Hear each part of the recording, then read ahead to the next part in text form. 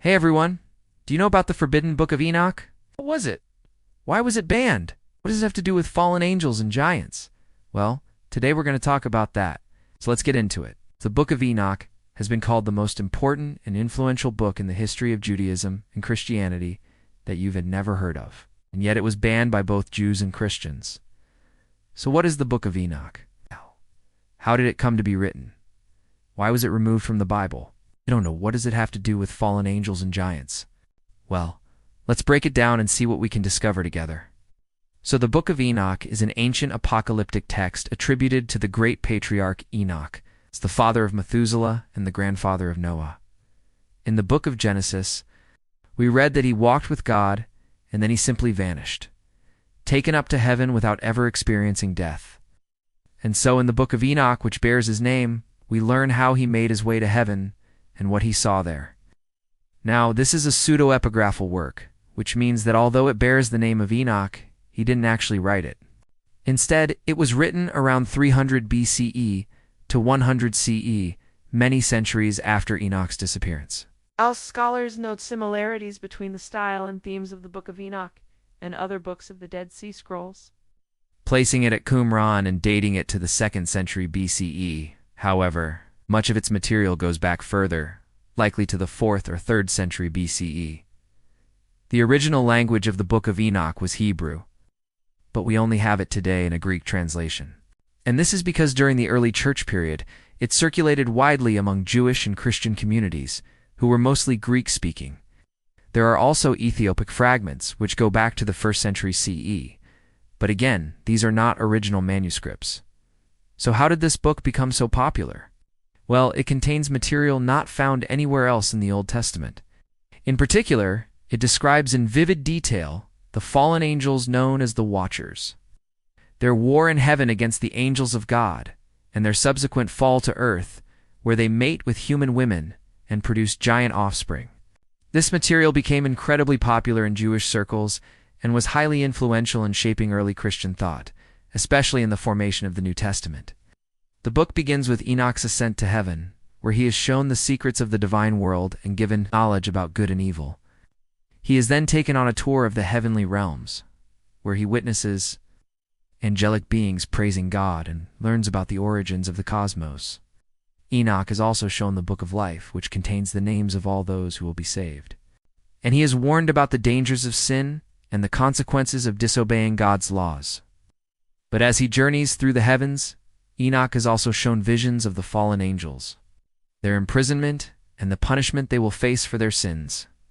This part of the book is known as the Book of the Watchers, and is probably the most well-known section of the entire work.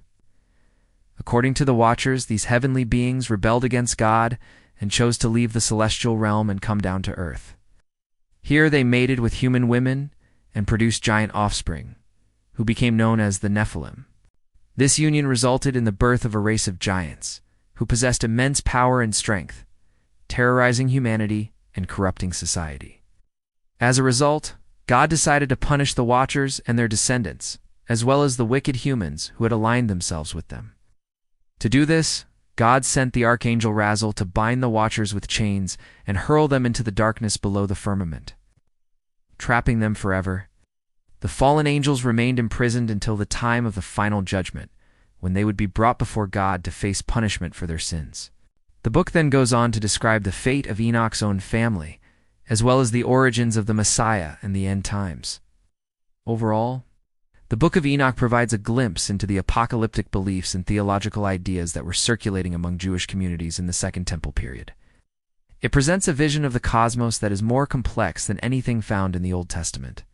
With multiple levels of heaven and hell and a variety of angelic and demonic beings populating the spiritual realm, it also introduces the concept of the Book of Life, which will ultimately determine the fate of humanity. So why did Jews and Christians remove it from their scriptures? Well, the removal of the Book of Enoch from the biblical canon is due to several factors. First, it was not included in the Hebrew Bible, the Protestant Old Testament, or the Catholic Old Testament. It was never part of the official canon of Scripture recognized by either group. Second, it was not written by Enoch. Although it bears his name, the book was written centuries after Enoch's death by an unknown author. Third, its apocalyptic content was seen as too esoteric and speculative for some. Some of its visions and prophecies were considered too cryptic or difficult to understand, and its angelology and cosmology were seen as departing from traditional Jewish beliefs. Fourth, the book's theology was not in line with mainstream Judaism. The Book of Enoch contains some beliefs that were not in line with mainstream Jewish theology, such as its portrayal of Satan as a fallen angel.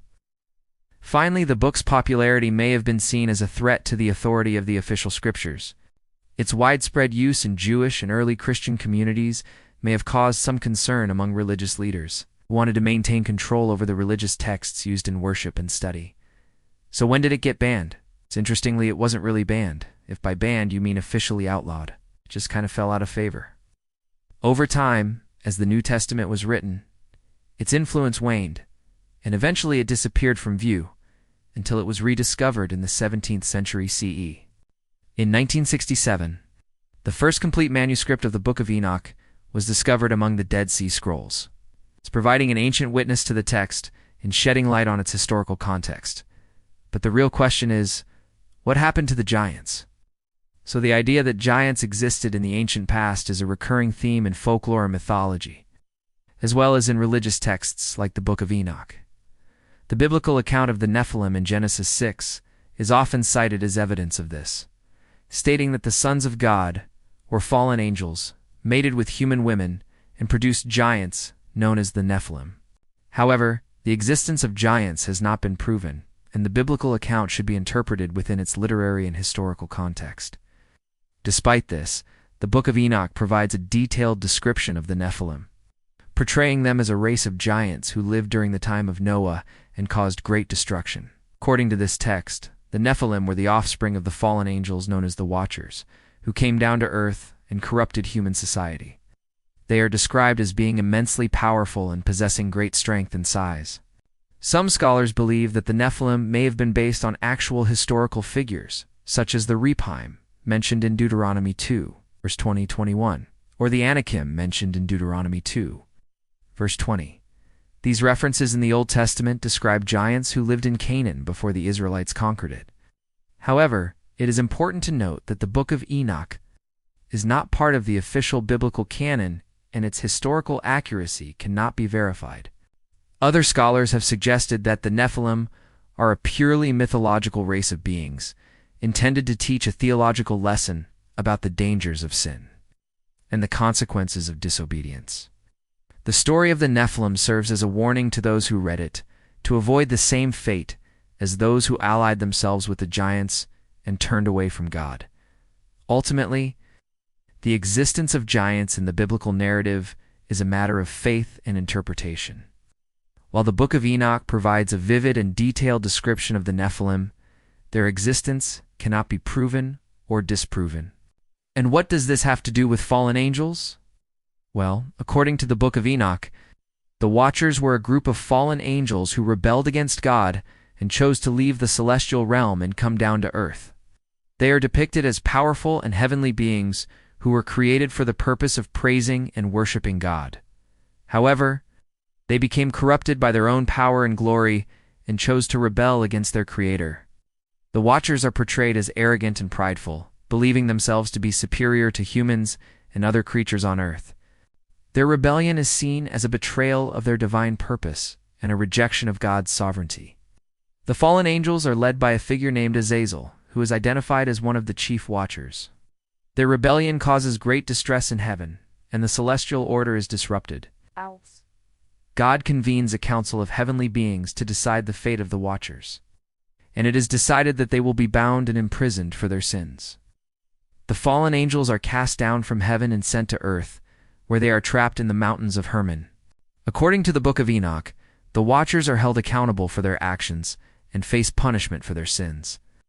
They are portrayed as being sorrowful and ashamed for their rebellion, and they beg for forgiveness. However, their repentance is rejected, and they are condemned to eternal imprisonment.